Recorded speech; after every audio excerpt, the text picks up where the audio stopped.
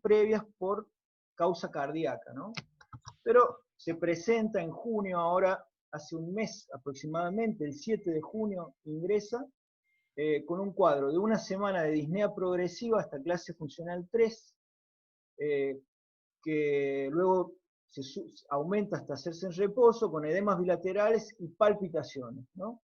No refería a Angor, no tenía historia de Angor, y tenía, perdón, esto es algo que quedó, que no es de él, perdón, ahí esto del dolor lumbar, fiebre y escalofríos no corresponde a este paciente, ¿no?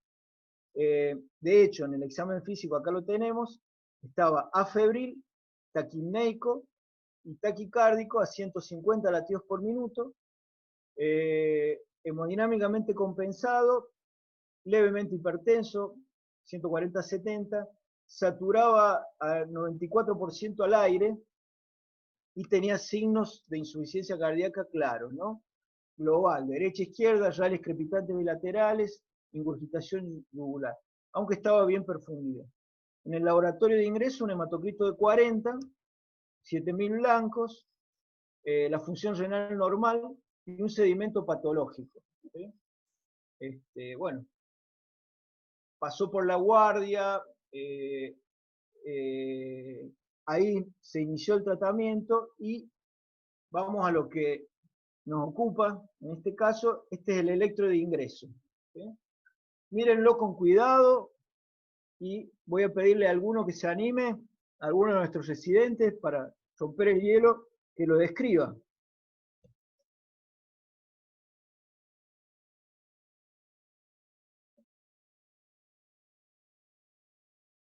Juan, ¿te animás vos? Apretar la barra, chicos. Apretando la barra se conectan. Mencionaba vos, pero no se va a animar nadie. Le voy a pedir a Juan, que ha sido un anfitrión tan gentil, que también rompa el hielo y lo describa. Bueno, me tocó a mí entonces. Bueno, empecemos en orden, como hay que describir un electrocardiograma. Ritmo de fibrilación auricular, vemos que es un RR irregulares, ausencia de onda P. Más o menos está a 150 por minuto. El eje de uno positivo, ABF más o menos a más 15, más 20 grados. ¿Qué más podemos ver? Una S empastada en D1 ABL, y la podemos ver en B5 y en B6, con una RR', B1 y en B2. Que el QRS 4812-120, o sea, sería un bloqueo completo de rama derecha y ritmo de fibrilación auricular. Algo más se mira, una onda Q en D3 y una onda Q en ABF, seguramente tenga una secuela en cara inferior. Y algo más, buena progresión de la R en precordiales y no mucho más. No sé si alguien más ¿Te quiere... parecen esas Q que son patológicas, Juan? Igual, mirándolas de vuelta. son la de D3, podríamos decir que es un 20% del QRS, pero la de ABF sí es chiquitita, así que esa capaz no. Sí. Y otra cosa importante, la duración, Juancho. Bastante rápida, claro. Es muy rápida, menos de 40 milisegundos, que es un cuadradito. Es una de las condiciones para que sea patológica, ¿no? Entonces, bastante rápida para lo que esperaríamos de una Q patológica. Perdón que haya un comentario más, Augusto. Inclusive si alguno me dice que haya una secuela dorsal, es muy discutible, porque es una R alta, pero es una R muy rápida también. Te digo, dentro del mismo contexto, ¿no? Va más a favor de un tema de cómo está ubicado y de hipertrofia que a un tema digamos, de secuela, ¿no? Aunque puede ser, pero no lo dice el electro. Perfecto. No. Hola, ¿cómo están? ¿Me escuchan? Sí, adelante. Sí, yo estoy muy de acuerdo con Juan, tiene la FA, digamos, y me parece que tiene bloqueo de rama derecha, me parece que lo escribió muy bien. A mí me impresiona esa Q, digamos, con D3 y esa S, digamos, empastada en D1 en el contexto de un bloqueo de rama derecha, que se puede ver como sobrecarga del ventrículo derecho. Perfecto. ¿Podría ser... ¿Puedo hablar? Sí, adelante, Marcelo. Lo que tiene, bueno, tiene la FA, eso ya lo dijiste vos, y es correcto, una FA de altísima respuesta. Lo que tiene un patrón de rotación horaria, que es típico de los trastornos de rama derecha o de la hipertrofia derecha. Por eso tiene esa Q tan importante en D3, que no es más que la rotación del primer vector septal. Sí tiene un bloqueo de rama derecha de altísimo grado. Sí. A ver, si bien no está, hay gente que lo divide en grados, como Vallés, la gente del ramo que se ha especializado en los trastornos de conducción no lo divide a grados como Vallés, pero este es un bloqueo completo de rama derecha macho. Y uno podría, es de alto grado o de tercer grado, como lo dice Vallés, por la duración que tiene. No, secuela dorsal no tiene, esa Q puede ser acompañado de una hipertrofia derecha o que se dilató la cavidad del ventrículo derecho y aumenta el potencial de la onda R, no tiene por qué ser hipertrofia. Sí hay una rotación axial horaria importantísima, ¿no? Yo no sé cómo está el ventrículo derecho, pero no es un ventrículo derecho sano, eso seguro. Más como dijiste vos, está en fallo de derecha biventricular, algo hay abajo. Después mucho me lo llama la atención el poco potencial epicárdico del ventrículo izquierdo que se ve en las precordiales izquierdas, es de 1 y ABL, lo cual puede ser por la rotación horaria que tiene el paciente y el ventrículo izquierdo está muy escondido, ¿no? Bien, más no ve. No sé si alguien quiere agregar algo más. Gracias, Marcelo. Atinados los comentarios. Entonces, digamos, vamos para ser sistemático, como decíamos, una taquicardia rápida, a más de 100 latidos por minuto, irregular, que queda clarísimo, taquicardia irregular, de complejo ancho, para ir punto por punto, en este caso, con una, digamos, lo que parece un bloqueo de rama derecha. ¿Qué diagnósticos diferenciales? Y les planteo eso. Tienen para pensar en una taquicardia irregular de complejo ancho, sobre todo cuando está tan rápida como esta. Porque es común ver a todas las FA así de rápidas.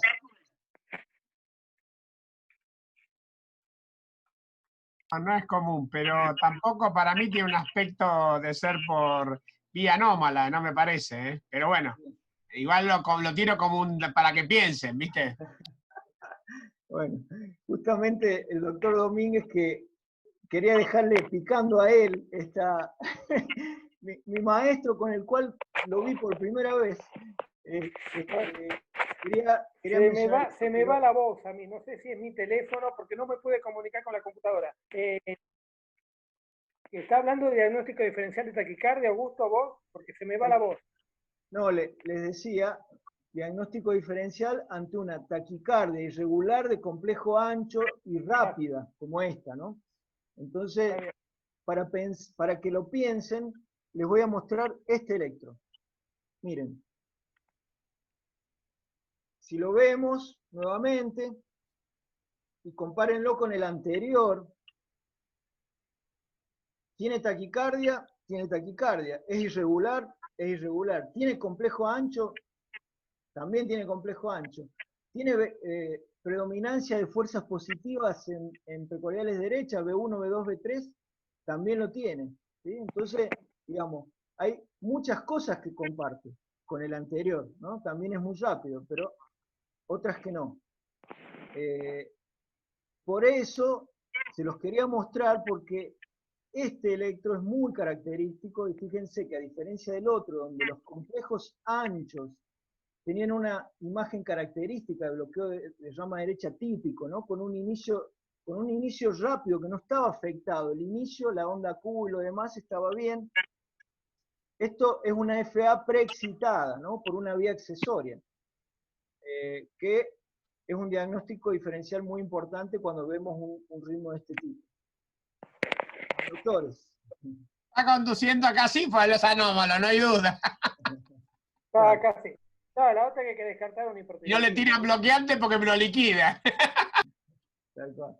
No, la otra que hay que descartar es un hipertiroidismo. Habría que ver si está una hipertiroidea, que es muy común, y bueno, aparte del hipertiroidismo, estaría como algo generador de FA también, ¿no? Eso es algo que hay que estudiar. Siempre una FA rápida. En este caso, el enfoque es muy distinto. En general, la FA wolfiana es mucho peor tolerada que la FA. El paciente tiene una historia más corta de síntomas. Llega con síntomas, perdón, no sé por qué está volviendo.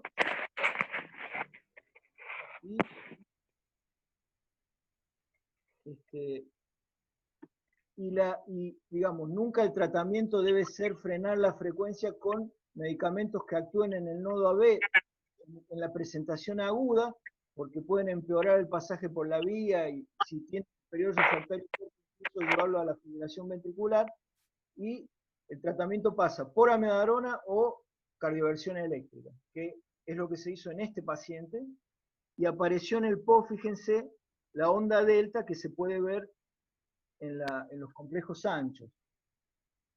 Paro un minuto acá y les pregunto, ¿alguna duda, alguna pregunta con esto? Una pregunta para hacer un poco de cardiología en el recuerdo. Ahmadina no se consigue más, ¿no? Adelante, Doc. Sí, Augusto. Para hacer un poco de cardiología en el recuerdo por los más jóvenes. Digo, Ahmadina no se consigue más, ¿no? Que era una cosa que uno eventualmente podía usar. No, sí hay.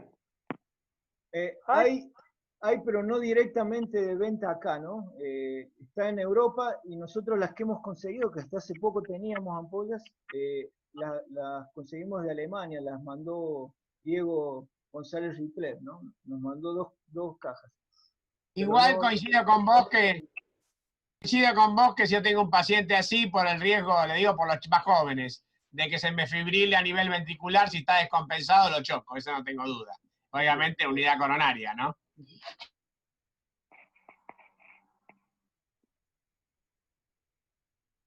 ¿Algún comentario más, chicos?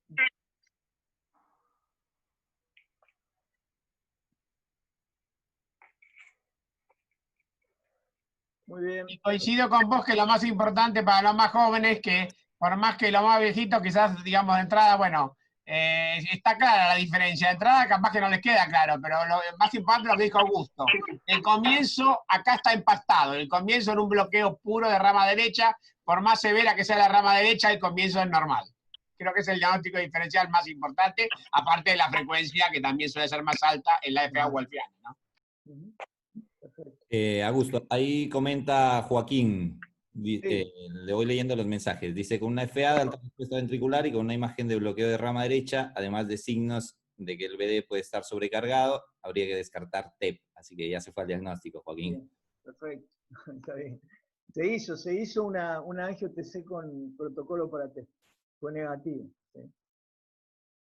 Estuvo bien, Claro. eso se hizo. Correcto eso. Muy bien, continuamos. En realidad, acá, antes de llegar a esto, les comento que, bueno, en la unidad coronaria, obviamente iniciaron tratamiento, diuréticos endovenosos, intento de control de frecuencia, recibió digoxina inicialmente y dosis altas de betabloqueante, 10 miligramos de bisoprolol.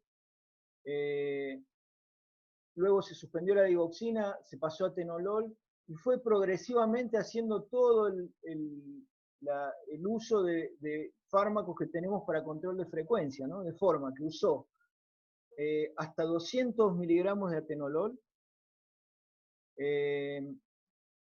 180 miligramos de diltiazem y también digoxina, ¿no? O sea, un triple esquema con el agregado de amiodarona también, que él, digamos, había venido en rango de anticoagulación, y sabemos que la amiodarona es para intentar revertirlo, pero a veces también puede contribuir al control de frecuencia, y se le habían puesto, digamos, recibió endovenosa y por boca, y estaba con 400 de amiodarona. O sea que tenía 400 de amiodarona,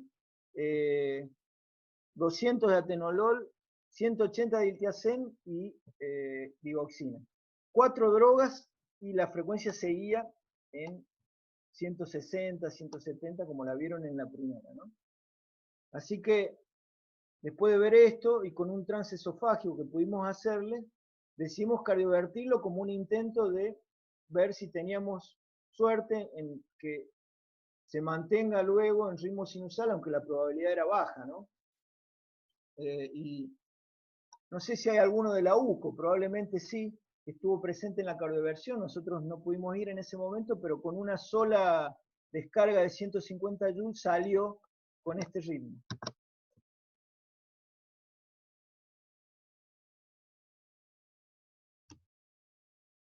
¿Alguno de los que estuvo en la cardioversión lo quiere describir?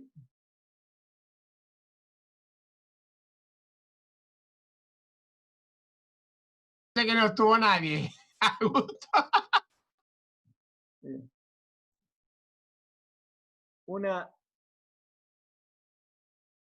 Vemos un ritmo. No estuve en la cardioversión, pero le ayudo para ir rompiendo el hielo, que se animen los que están ahí. El ritmo, bueno, el QRS parece que es igual, más o menos 120, 130 milisegundos. RR regular en este caso, con una P que ya aparece precedida al QRS, pero se aprecia en D2 positiva, en D3 negativa y en ABF negativa, ¿no? Como un ritmo auricular bajo. En ABF parece positiva negativa, Juancho, está pegando ahí, más o menos parece. Juancho, seguí hablando nomás. Ahora estoy. Ahí va. ¿Ven bien la imagen? Bueno, Perfecto. Juan planteó si esta onda P que se ve y que es patológica sin duda, sería un ritmo auricular bajo, ¿no? No tiene criterios para eso, ¿no? No llega a tener criterios. Fíjense que en ABR sigue siendo negativa, ¿no? Y es claramente positiva en D2.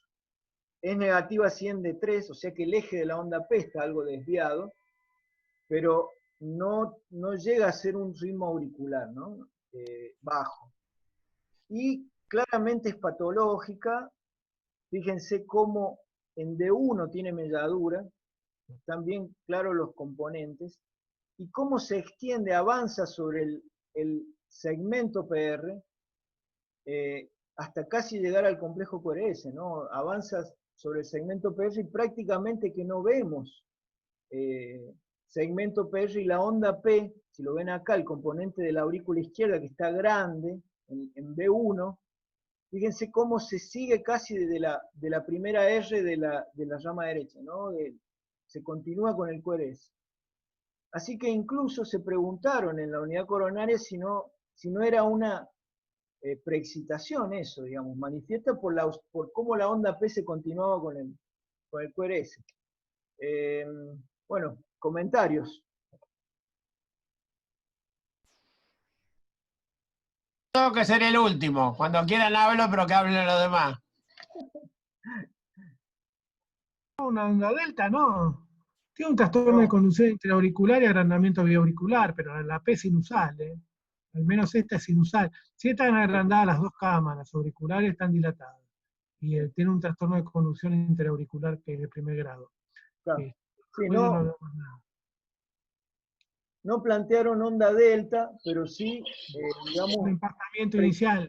Preexcitación, o en realidad más que preexcitación, PR corto, ¿no? PR corto. Eso no, sí, lo que pasa es que como tiene un trastorno de conducción interauricular, el bloqueo de primer grado avanza sobre el segmento PR, entonces lo acorta. Y lo que se ve como empastamiento en B1 es la primera onda R de B1, que está superpuesta a la de bloqueo, que es machazo.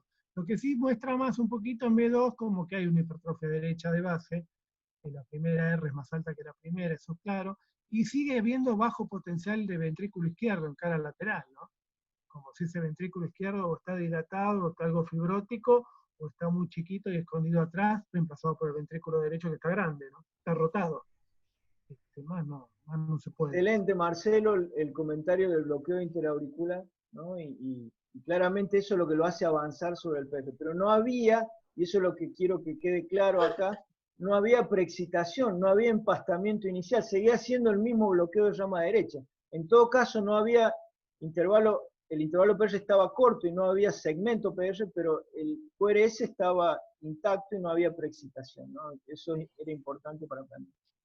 Un pequeño comentario, Augusto, para los más jóvenes, no para nosotros, no para los tres de arriba, que somos más grandecitos, aunque los últimos dos somos los grandes del todo, ¿no, Marcelito? Va. Pero para los más jóvenes, cuando ustedes ven este electro, independientemente de que todo lo que digo que está perfecto, que es verdad que hay bloqueo interauricular porque las cúspides están separadas, más de, bueno, de 40 milisegundos, todo eso es real. Pero cuando ustedes ven esta onda P, las aurículas están muy enfermas. Generalmente están dilatadas y escleróticas. O sea, son aurículas muy enfermas y la probabilidad que esto mantenga el ritmo sinusal a largo tiempo es muy baja. Yo lo doy como clínico ese comentario. ¿Está bien?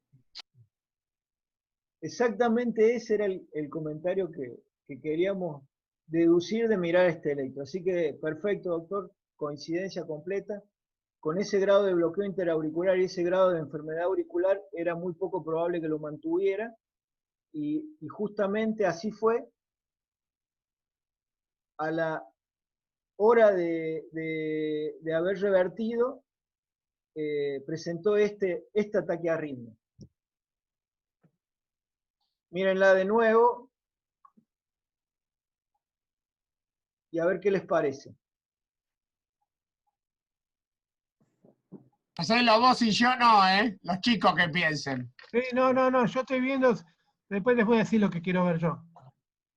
Yo lo que veo en esta no tengo para medirla, pero me parece que a diferencia del primer electro que era de FA, esto parece ser regular. Los QRS parecen ser regulares y parece haber una onda como medio, digamos, en serrucho ahí metida entre medio de las, por lo menos es la sensación que me da a mí, como si fuese de un aleteo, que bueno, básicamente es lo mismo que la FA, también de difícil control seguramente, de la frecuencia cardíaca.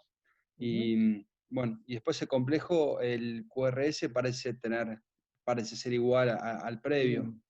Parece que lo que cambió es ese ritmo. Adecuada observación.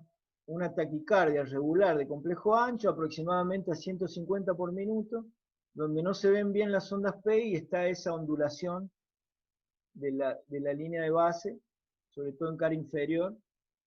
Y así que se volvieron a plantear diagnóstico diferencial en la UCO, ¿no? De hecho, si era o no un aleteo o si no era un taqui, y lo que se veía acá era una onda P retrógrada, ¿no? Entonces, ¿qué les parece? ¿Qué pueden usar para tratar de ver eso? ¿Qué habrán hecho? ¿Alguno de los que estuvo? ¿Qué le pasaron? Estaban en la UCO, ¿eh? Hola, Doc, ¿cómo te vas? Habla Johnny Morales. ¿Cómo estás, Johnny? Ahí me reconecté un poco tarde, pero... Doc, con este electro, inclusive si coincidimos con lo que dice Juan, pero nos quedaba la duda si en B1 se veía como un poco deformado el ST y nos interrogamos si no había una P retrotraída ahí.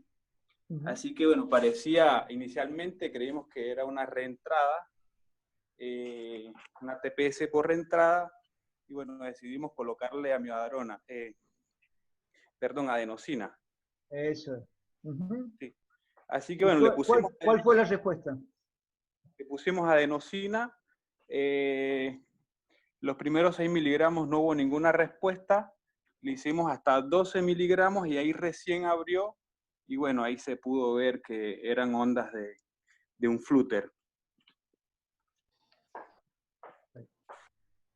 Yo creo que fue, digamos, acepto la conducta porque se puede plantear la duda, pero yo coincido con Augusto, no puedo usar mi mouse porque mi mouse no funciona, pero si ustedes ven la P retrógrada en D2, que se ve muy bien, en D3, en ABF se ve perfecta la P retrógrada, en D3 cuesta un poquito más, pero también se ve.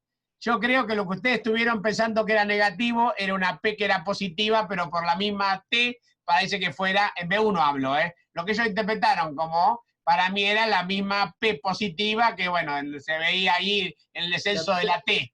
Yo creo que por eso se confundieron. La infección positiva del aleteo, dice Doc, ¿no? La infección claro, positiva que la P positiva del aleteo en B1, cuando es típico, porque es un aleteo típico, pareciera, ¿sí?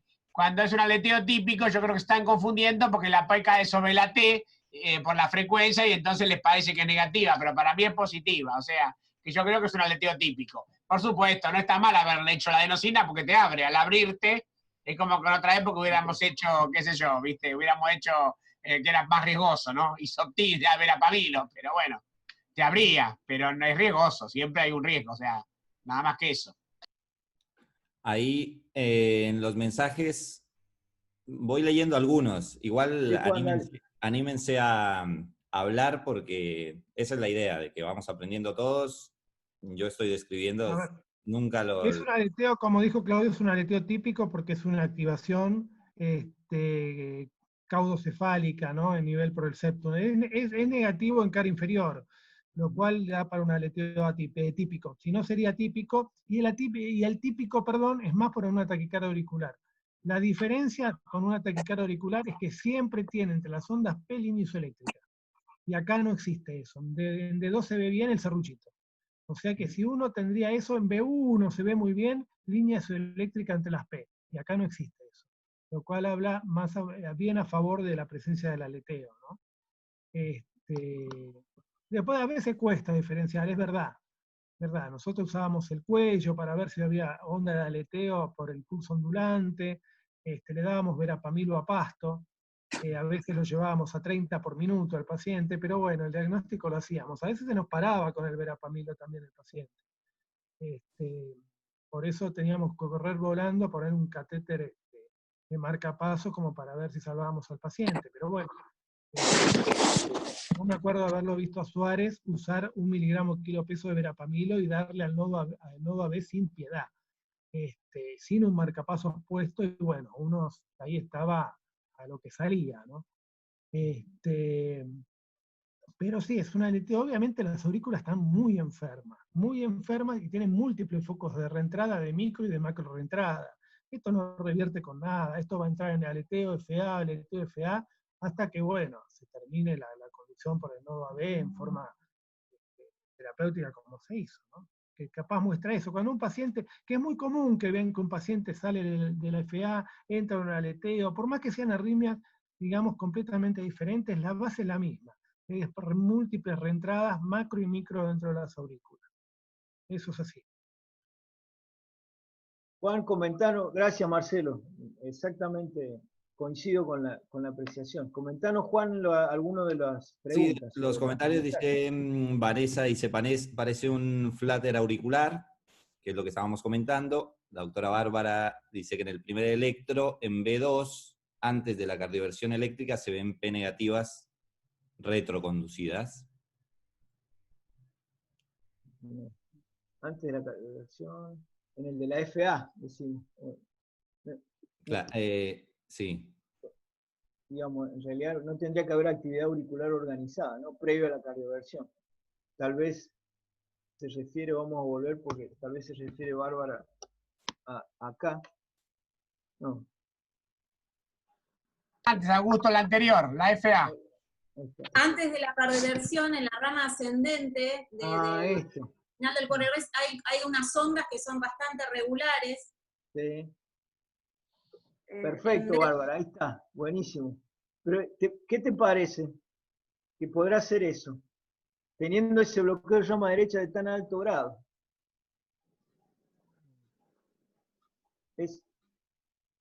Claramente no tiene, y la irregularidad, claro que no es sinusal, claro, y que no tiene actividad auricular organizada. Es válido porque la imagen, la verdad que es confundidora. Podría plantear a alguien, si fuera regular esto, eso. Pero si lo proyectan con el complejo que está encima en B1, fíjense la R', que es empastamiento final del QRS, cómo cae sobre eso, ¿no? Entonces una fuerza del QRS, está todavía la despolarización y es la R' que se ve con esa morfología en B2, por la posición donde está, ¿no? Y lo que ayuda, que aunque yo estoy de acuerdo que eso es rama derecha, también la irregularidad, acompaña a los QRS, no es independiente, es totalmente acompañante. Buenísimo, Bárbara. ¿Una pregunta, Augusto? Sí, adelante. No, ahí en el electro que mostraste recién, ahí siguiendo con lo que decía Bárbara, ahí la de derivación E1, en la fase ascendente del QRS, en D1, en ese AUCO, viste que también tiene como una deformación la rama ascendente, como si tuviera cierta actividad ahí auricular. ¿Acá? No, en D1. En D1, acá. Sí, ahí no parece haber como también una actividad auricular metida en la fase ascendente del QRS. Si lo mirás en detalle, Ariel, ¿cómo andás? El inicio de lo que es QRS es absolutamente limpio, es como muy limpio. Si lo ves en cuidado, yo lo tengo en la pantalla, lo puedo ver bien de cerca. Lo que le da ese aspecto es que a veces se monta la línea de base, que es muy irregular. Por ejemplo, acá, no sé si ven el cursor, se monta y hace pensar en algo ahí que lo empasta, pero digamos, se mantiene muy limpia la fuerza inicial esa, que es la misma Q que veían los chicos en cara inferior, o este inicio tan limpio también en B2, ¿no? O sea que no tiene nada de empastamiento inicial. Por ahí me expresé mal, pero decía en la onda S, sería en la parte ascendente de la onda S. Ah, perdóname. La onda S. Pensé acá al inocio. Acá decís, claro. Sí. Hay muescas, pero son, me parece, digamos, la conducción lenta asociada al bloqueo de rama derecha, ¿no? Va lentamente, entonces hay vectores múltiples que hacen que a veces aparezcan muescas más o menos manifiestas y que lo veamos así, ¿no? No siempre es un complejo limpio el del empastamiento. Y otra cosa importante, chicos, por experiencia de años, que por una sola derivación, cuando uno tiene dudas, tiene que mirar la totalidad de las derivaciones, porque si no, ahí sí te puedes crear alguna duda. Pero cuando mirás todo el electro, está claro que P realmente significativa no se ve en ningún lado, y mucho menos en D2. D2 es absolutamente claro que no hay ninguna sola P, toda una línea de base fistoneada, eso no hay discusión. En D12, abajo de todo, fíjense. Acá. Sí, la irregularidad. Muy bien, ¿alguna pregunta más?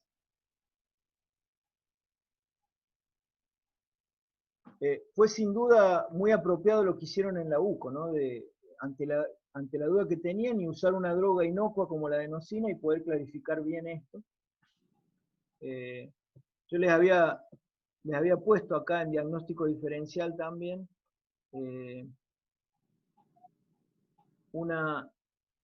ante una taquicardia regular de complejo ancho, donde tenían la duda si había una P retroconducida,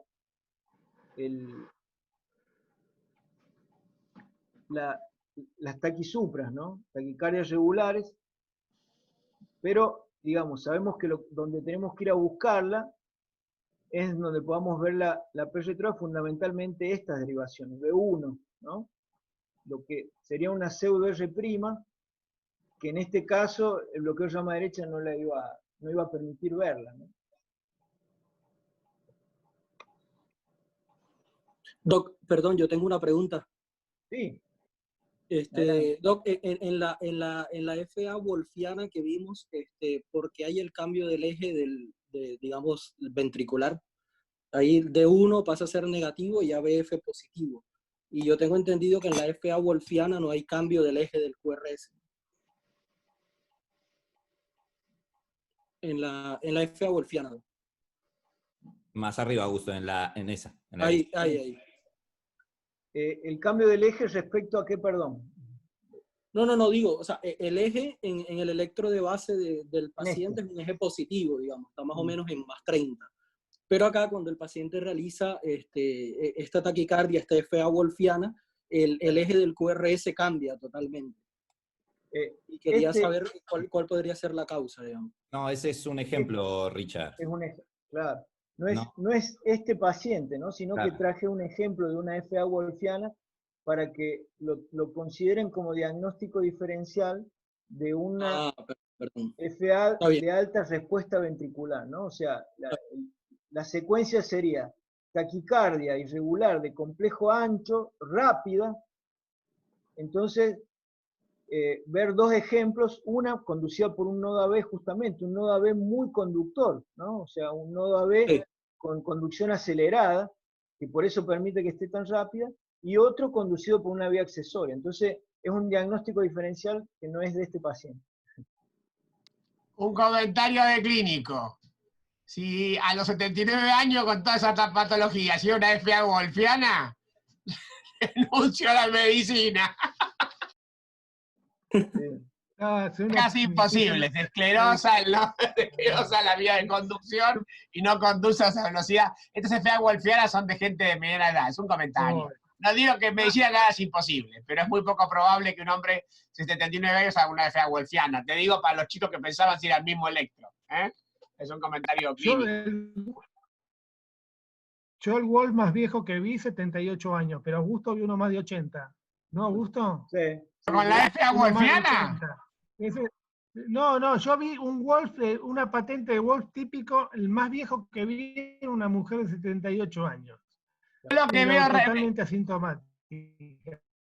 Claro, generalmente llegan a esa edad con un periodo refractario de la vía mucho más largo, que no conduce y que lo protege de hacer un Pero de Augusto vi una más de 80 y pico. Sí. Bueno, si les parece... No, pero, a ver, con respecto a lo que dijo, no me acuerdo quién habló de los chicos, cuando tienen una taquicardia que cambia el eje, lo primero que hay que pensar es un bloqueo de rama.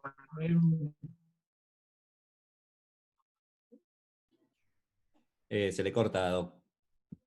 A mí se me cortó, ¿no? Sí, sí. Repetilo, Marcelo.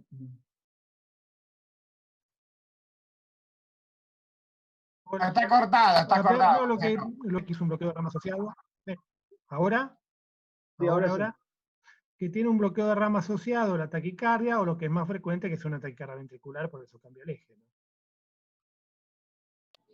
Yo después no pude hablar porque se me enganchó en la tecla del espaciador, pero lo que decía es que es muy raro que un anómalo que llegue a los 80 años, que ya es raro que llegue, conduzca a la frecuencia que tiene este paciente. A eso me refería. ¿Está bien? Ese concepto es correcto, en general no tienen periodos refractarios ya muy largos y no conducen con esa frecuencia. Claro. Bueno, supongo que habrán otros comentarios, después los vamos a ver, pero para poder terminar, digamos, con todos los aspectos de esto, vamos a pasar a cómo enfocamos el tratamiento, ¿no? Se había intentado todo el tratamiento médico y decidimos hacer la ablación del nodo AB. Para eso se pidió un marcapaso BBI, un marcapaso unicameral, y se implantó y, digamos, pudimos articular todo para en el mismo acto posterior a la cirugía, el mismo día, llevarlo al laboratorio de hemodinamia y hacer la ablación del nodo AB. Así que voy a invitar a Claudia Papini, que es ex residente del hospital y fellow del Hospital Ramos Mejía, que me acompañó en el procedimiento, a que les cuente cómo fue. Vamos a ver los trazados y va a repasar un poco las características de la ablación del nodo AB. Bueno, hola, ¿cómo están todos? Ahí voy a compartir para que veamos, avísenme si se ve bien.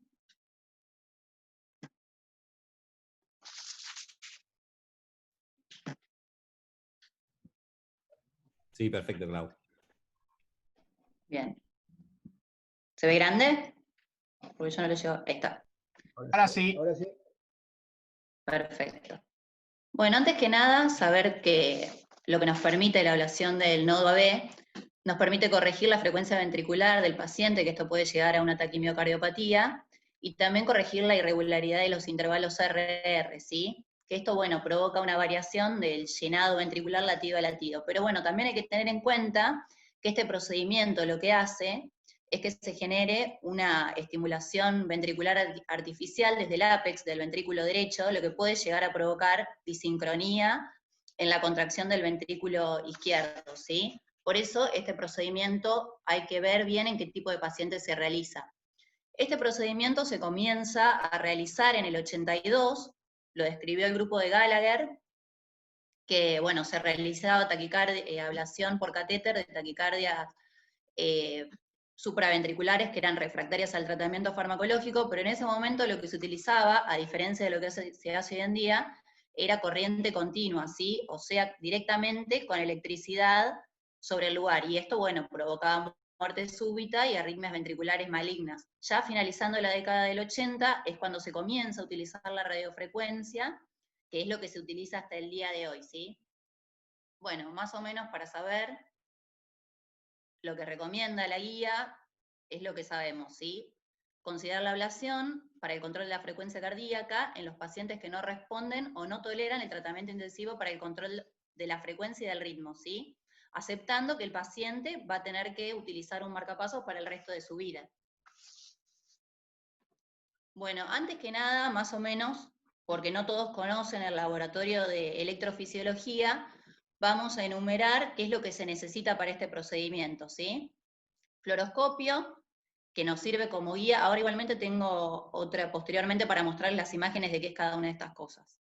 Nos sirve como guía para ver la ubicación de los catéteres, ¿sí? Lo importante es que durante el procedimiento de electrofisiología haya una radiación mínima, por eso la realizamos mediante pulsos. De hecho, si bien los procedimientos son largos, el procedimiento del paciente duró más o menos 2 horas, la radiación fue mínima, fue de 10 minutos, o sea, un tiempo bien, prudencial. Necesitamos una grabadora fisiológica de múltiples canales, estaría acá. ¿Qué es lo que hacemos? Ahí es una caja donde se conectan todas las puntas de los electrodos, ¿sí? Y las señales pasan ahí, se filtran y pasan a un amplificador que nos facilita ver las señales, y durante un registro que se hace en tiempo real. Y generalmente tenemos otra computadora al lado que nos permite hacer pausas y poder ir viendo determinadas cosas que vamos encontrando, ¿sí? Los catéteres, que así a grosso modo, están los de diagnóstico y los de ablación. Los catéteres son de poliuretano o de plástico, y en la punta de los catéteres lo que presentan son electrodos metálicos que están separados entre 2 y 5 milímetros, ¿sí? Ahora se los voy a mostrar bien en la imagen de radioscopía. También se necesita para ciertos procedimientos un estimulador. En este caso nosotros no lo utilizamos porque el paciente tenía colocado el marcapasos y utilizamos eso como estimulador, y una fuente de energía para la ablación. Más que nada, la ablación por radiofrecuencia suministra una energía alterna, que es distinto a lo anterior, con una frecuencia de 300 a 1000 kHz, que lo da la punta del catéter, que hay puntas que son de 4 o de 8 milímetros. Nosotros en este caso utilizamos una de 4 milímetros. Y bueno, la lesión se realiza por calentamiento, ¿sí? Se hace un calentamiento resistivo, que este calor se conduce a los tejidos profundos y se genera una lesión térmica, ¿sí? Que es muy pequeña y es muy dirigida hacia ese lugar. Depende esta lesión térmica del tamaño, del tamaño o del área, sería del catéter, también de la superficie de contacto que tiene el catéter con el tejido, y de la temperatura que se genera durante la interfaz. Esas cosas nosotros las vamos controlando, ¿sí? Ahí les voy a mostrar las imágenes. Bueno, acá tenemos la radioscopía. Esta es una imagen del paciente. Acá lo que vemos, este catéter, es el catéter que está ubicado en el haz de His, donde podemos ver los electrodos, siendo estos los electrodos distales, y estos los electrodos proximales con respecto a nosotros. Y este es el catéter de ablación que en ese momento le estábamos subiendo, ¿sí? Y lo que vemos acá es el catéter que se colocó del marcapasos del paciente en la punta del ventrículo derecho. Nosotros muchas veces colocamos este tipo de catéter para estimulación, ¿sí? Bueno, esto es lo que les venía comentando. Esto es de otro procedimiento, no es de esto. Nosotros lo que teníamos conectados eran estos 4, ¿sí? Que son los electrodos del haz de His. Estos corresponden a otros que son los del seno coronario. Esta tampoco es la imagen del mismo estudio, pero es para saber más o menos cómo son las pantallas del LCD. Esta vamos viendo en tiempo real, y la otra la usamos, congelamos la imagen y vamos midiendo cosas, ¿sí? Y acá tenemos la fuente de energía, que nosotros lo que programamos es la potencia, la temperatura y el tiempo. La temperatura óptima más o menos son 60. Cuando es más allá, por ejemplo, si se llega a acercar a 100, puede llegar a provocar una lesión por ebullición, sería lo que genera un coágulo, y esto dificulta el procedimiento. Por eso esos parámetros hay que tenerlos muy bien controlados.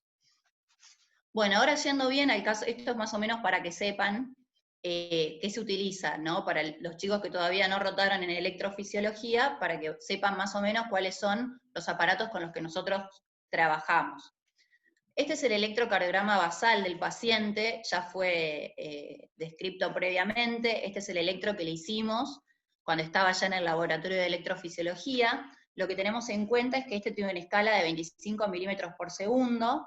Para saber, el paciente estaba con una frecuencia cardíaca de 145, 150 latidos por minuto, sin descompensación hemodinámica, manejó en todo momento una TA de 110, más o menos, de sistólica, y la imagen del bloqueo completo de rama derecha.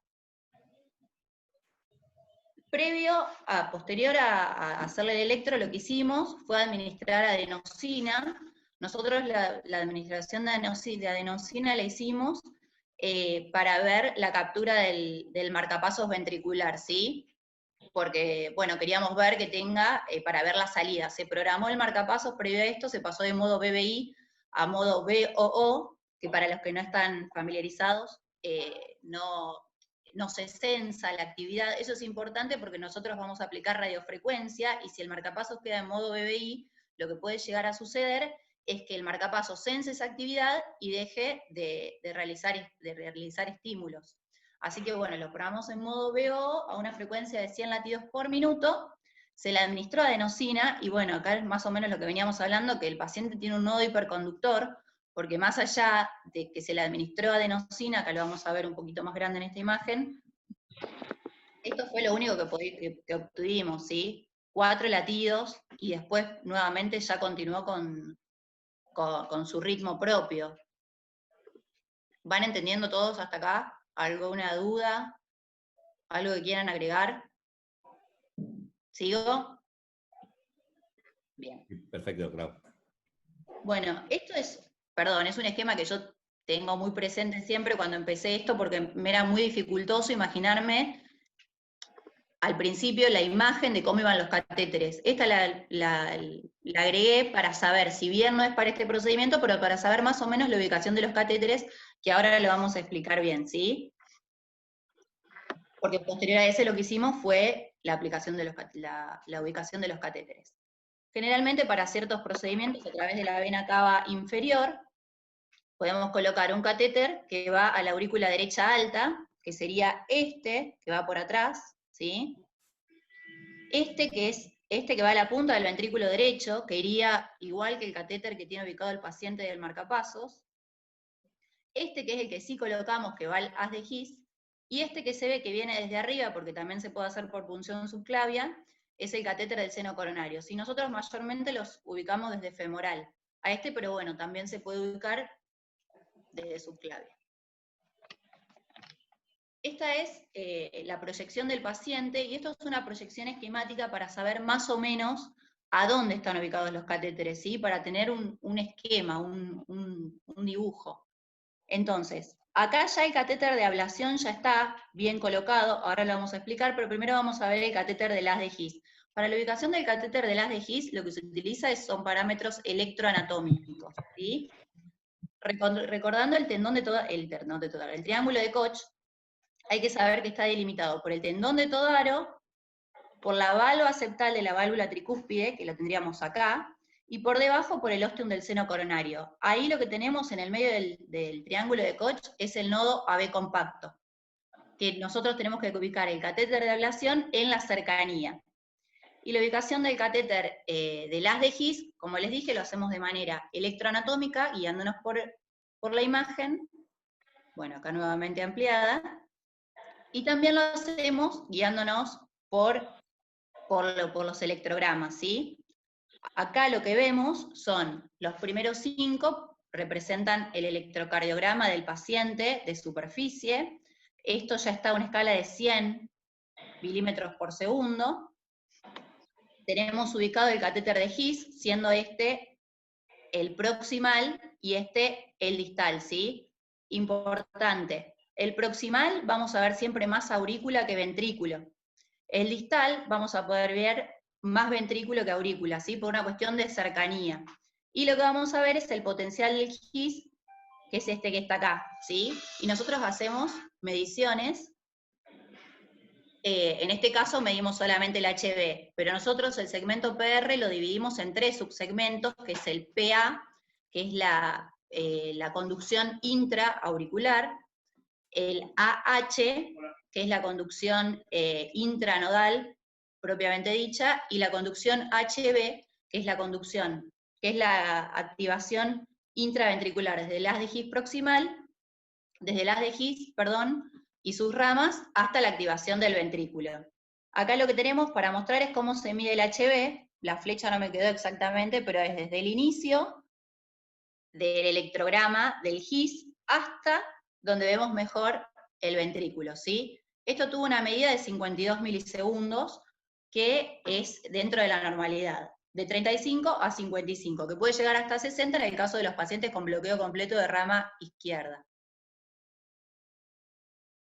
Bueno, posteriormente buscamos la determinación del sitio de ablación, que para eso lo que tenemos en cuenta son los electrodos distales del catéter de ablación, que está en esta posición, ¿sí? Acá tenemos los de superficie, el catéter de ablación y el catéter que se encuentra en el His. Ahora, para amplificarlo,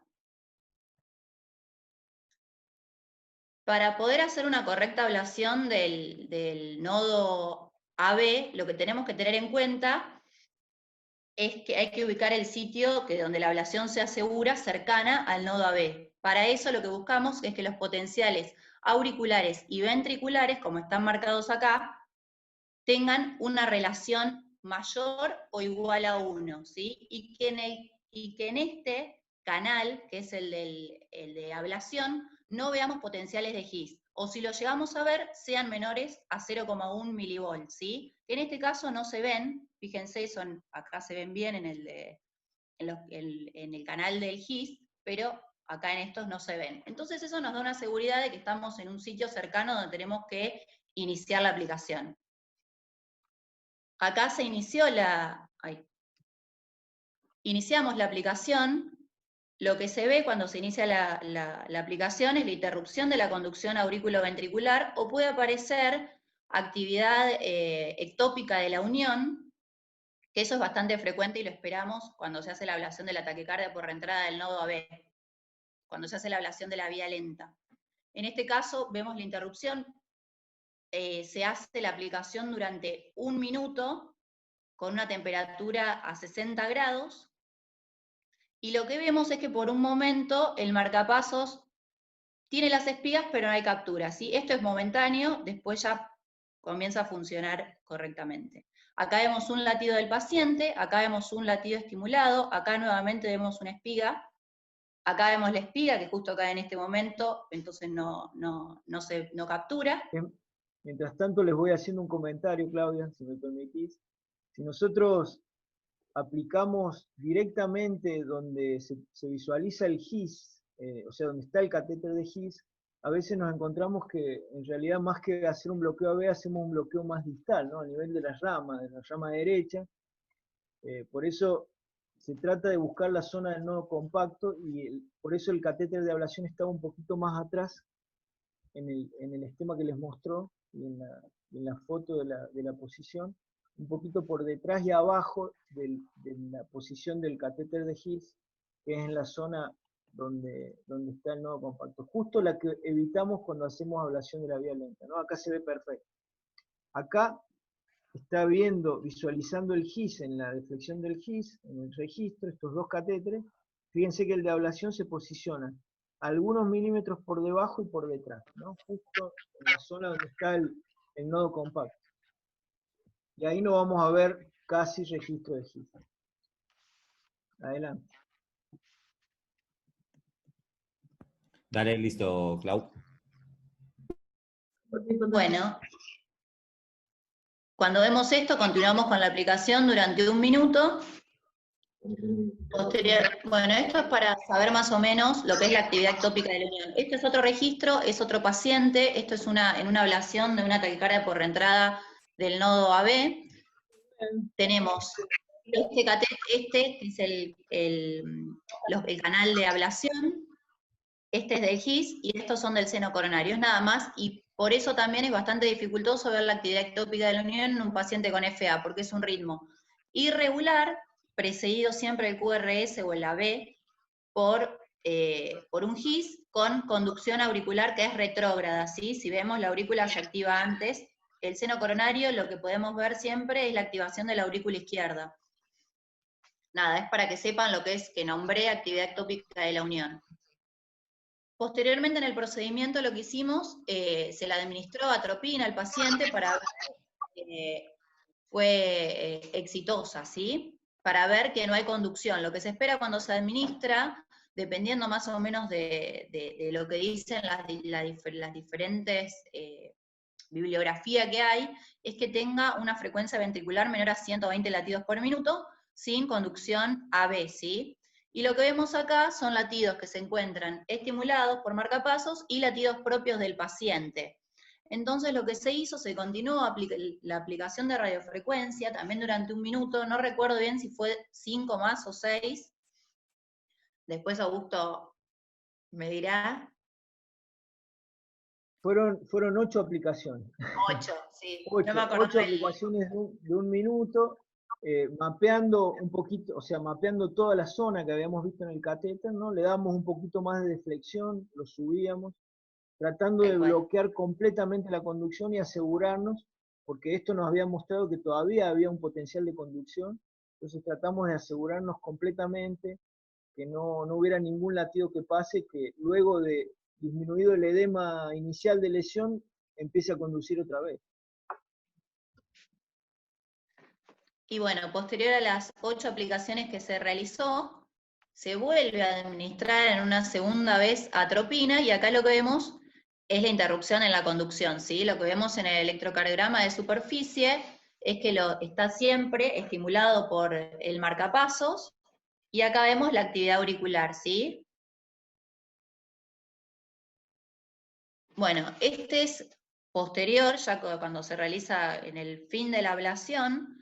Lo que se hace, se volvió a programar el marcapasos de BOO a BBI con una frecuencia a 90 latidos por minuto. Ahora vamos a explicar bien por qué queda con esa frecuencia. Y quedó con un ancho de pulso de 1 y voltaje de 7,5. Este es el electro del paciente, ya cuando estaba de alta. Este tipo de abordaje, ponemos del lado derecho porque también se puede realizar desde el lado izquierdo, desde retroaórtico, tiene una tasa de efectividad o de éxito de hasta el 96%, ¿sí?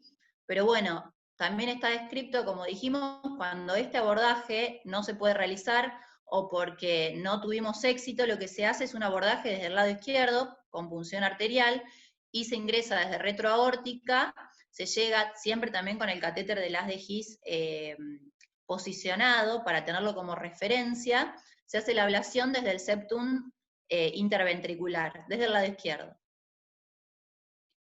Bueno, las complicaciones, que bueno, ya sabemos cuáles son las las complicaciones de este tipo de procedimientos, más allá del sitio de punción que puede llegar a presentar, por los catéteres, el más importante de todos que está descrito es el de la muerte súbita, ¿sí? Que no se sabe muy bien cuál es la causa, pero se cree que es por alteración en la repolarización, por prolongación del intervalo QT, que esto predispone a la aparición de taquiarritmias polimórficas, ¿sí? Taquicardias ventriculares polimórficas. Y esto se vio que dejándolo con una estimulación ventricular a frecuencias mayores de 80 latidos por minuto, hay algunos que los dejan hasta 110, por un tiempo, esto disminuyó a 0. De hecho, hay trabajos que muestran que posterior a esto no se evidenció más. Y el tiempo de estimulación varía mucho porque hay algunos que dicen que posterior a las 24 horas esto desaparecería, pero lo que se tiende a dejar es entre 1 y 3 meses y después se programa el marcapasos de otra manera, ¿sí? Y bueno, esto es todo. No sé si tienen alguna duda, quieren comentar algo. Es un tema que a nosotros nos apasiona. Muy lindo, muy Claudia. lindo. No, muy muy importante el comentario final, ¿no? De esto, porque le llamó la atención también en la unidad coronaria por qué lo dejamos a esa frecuencia, ¿no? Pero aunque no está descrito, probablemente la heterogeneidad de los periodos refractarios y la memoria eléctrica que persiste los exponía cuando bajaban la frecuencia bruscamente a arritmias ventriculares, ¿no? Así que se trata de homogeneizar los periodos refractarios con la estimulación a mayor frecuencia, y de hecho la única droga que le quedó después de, o sea, ¿se acuerdan que venía usando 200 de atenolol, los 180 de itacento? Se le suspendió todo, incluidos los beta bloqueantes, y la única droga que dejamos inicialmente es una dosis baja de amiodarona, que aunque sabemos que sobre el que usted puede prolongarlo, lo hace con periodos refractarios homogéneos, ¿no? Entonces, como algo que contribuye a la homogeneización del periodo refractario, y luego de los 3 meses, o sea, al mes le vamos a bajar 10 latidos, lo vamos a llevar a 80, y luego al siguiente mes a 70. Vamos a ir bajando 10 latidos por mes, ese es el protocolo que usamos, y le suspendemos la amiodarona a los 3 meses. ¿Puedo hacer una pregunta de clínico nomás? Que me imagino la respuesta, pero para quitarme la duda. Creo que la tendencia, no hablo de este paciente, que era un paciente complejo, pero es de colocarlo en marcapasos de BI, no en la punta, sino más bien para que sea más fisiológica la estimulación, más en el septum, digamos, septum medio, más cerca del FIS. Pero haciendo una ablación está contraindicado, esa es la pregunta del clínico, ¿me entendés? No, no está contraindicada. No está contraindicada, no sé, ¿me escuchás? No está contraindicada una estimulación isciano-parisiana, ¿eh? Porque eso le permitiría a este hombre que tiene un QRS bastante ancho, quizás tener más asincronía. Es un detalle, ¿eh? No, tampoco, digamos, no siempre lo ideal es lo posible. Estuvo perfecto el manejo. Pero la pregunta es, ¿no es una contraindicación la ablación para poner el catéter digamos, de la punta del ventrículo derecho en el septum, por ejemplo? Con más cuidado. No, porque se pone más distal. Claro. Sí, se pone más distal en el septum. Digamos, lo que no puede pasar, doctor, es que haya, digamos, aplicación directa de radiofrecuencia sobre el catéter, ¿no? Pero es lógico, sí. Como está un poco más distal, y de hecho usamos, digamos que no es lo usual, en el pedido estándar, digamos, cuando se lo pedimos a PAMI, incluye un catéter de fijación pasiva. En este caso habíamos hecho un pedido especial con un catéter de fijación activa, porque justamente, más allá de la aplicación que puede afectar el catéter, también podemos desplazarlo con los catéteres cuando manipulamos, ¿no? Entonces, era muy importante que sea de fijación activa, pero se colocó apical, no hubo, digamos, no lo tenemos estandarizado en el hospital todavía la estimulación isciana o septal, digamos, ¿no? Así que, como los tiempos nos apremiaban y en el mismo día íbamos a hacer los dos procedimientos, optamos por esta vía. Había algunos indicios de que la función había mejorado un poquito, de hecho hay un eco al alta que ya habla de una FEI de 50, así que es probable que ese ventrículo banque la estimulación apical sin dificultades, ¿no? Y que por lo menos un componente del compromiso inicial era por la frecuencia tan alta.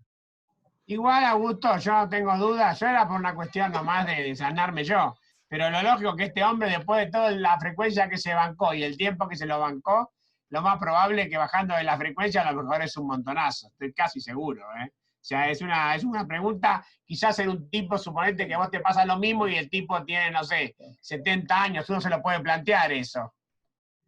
Está más distal a lo que vimos en los catéteres, el implante del catéter activo para estimulación isciana, y así que no sería una contraindicación estricta. Perfecto. ¿Y ahí lo pones también con fijación activa o tenés que tener más cuidado? No. Siempre fijación activa. Para que no se te mueva con todos los catéteres, perfecto. Y no lo puede poner un cirujano, ¿eh? No. Eso sería el vamos. Tienen que dejar los cirujanos de poner el catéter. Va a la puta y arreglate después. Exactamente. ¿Puedo mostrar algo del último electro que dice fin de ablación? Sí. Para los chicos, les muestro a los chicos. A ver, 1, 2, 3, 4. En el sexto canal se ve los potenciales de aurícula, ¿no? La gran dispersión de la cantidad de potenciales que larga. Y uno ve el electro y está aleteado. Parece un aleteo derecho. Pero no es la realidad. En realidad lo que vemos es lo que da de la aurícula derecha, pero en realidad lo que está pasando en la aurícula es lo del canal inferior. Claro. Que es nada que ver a lo que muestra el electro. El electro muestra un aleteo derecho, pero lo que hay en la aurícula en realidad es el último canal, son 600, 700 latidos por minuto. Sí. O sea que sigue fibrilada, indudablemente. Fibrilada. Es probable que esté también la aurícula derecha, mantenga un patrón de aleteo, y lo que vemos abajo a la izquierda o la parte baja de la derecha que está totalmente aleteada, está fibrilada. Sí, aclararle, creo que todos lo saben, pero para algunos de los más jóvenes que puede ser una aurícula fibrilada y una aleteada, que eso no es imposible. No es imposible, no es imposible. Acá podría ser algo, al menos eléctricamente. Muy bien. Muy bien. Bueno, felicitaciones a Claudia y a Augusto. Estuvo bueno el caso, ¿eh? Bien, chicos, muy lindo. Volvemos a la pantalla de todos, Juan, si es posible. Así bueno. Nos despedimos. Ay, yo me fui. Vamos. Felicitaciones a todos. Muy bueno todo. Vamos, bueno. Va a quedar... Hacemos una, antes del cierre, una muy breve ventana de un par de minutos para ver si hay alguna pregunta específica y luego nos despedimos. No sé si quedó alguna cosa de duda o de pregunta o de comentario. Ahí levantó la mano la UCO Team. A ver.